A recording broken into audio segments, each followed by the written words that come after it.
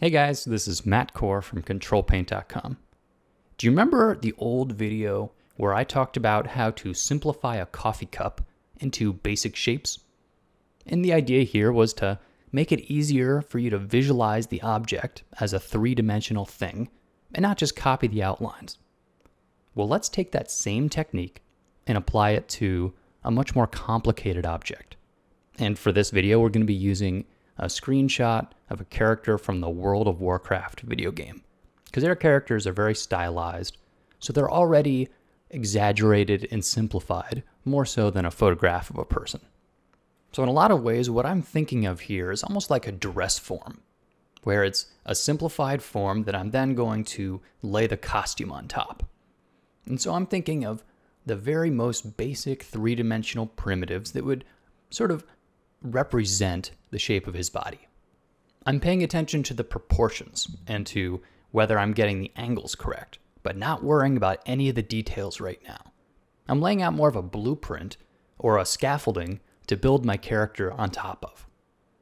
So for instance, all the hair on the top of his head I'm representing with a simple curve.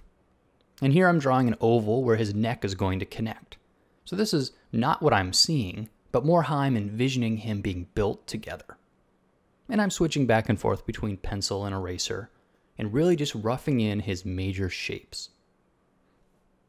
And like in previous unplugged videos, you can see I'm using the angular block-in to some degree.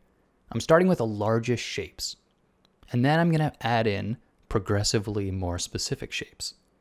So here I'm using simple triangles for his ears. Obviously, the actual character has much more complex ears, but this is enough for now. And then I notice certain shapes line up in parallel. The ridge of the nose, the front of the teeth. So I'll lay in some parallel lines just to remind myself that's where the teeth are going to go later. I'm using the blue pencil here because I'm going to draw over this with a traditional HB pencil later. So really this is very much my underdrawing. And really what I'm making for myself here is a roadmap, because once I have these basic shapes laid out correctly, I'll have much more confidence when I go back in and do the second pass. And that's when I really give it specific character. But since I know all the major objects are in the right arrangement, I can be confident when I put in those little details. I won't be wasting time in my detail pass. But I should say that there's one important difference between the way we looked at still lifes and copied them and the way I'm looking at this character. And that is that eventually we're going to be imagining drawings. Like, let's say you wanted to think of this same character, but viewed from a side angle, and there's no reference for that. Well, that means that you're going to have to do some mental extrapolation. And mental extrapolation like that is just made much easier if you can first reduce it down to primitives. It's just like the mannequin idea. You take a basic form, and then you dress it in details.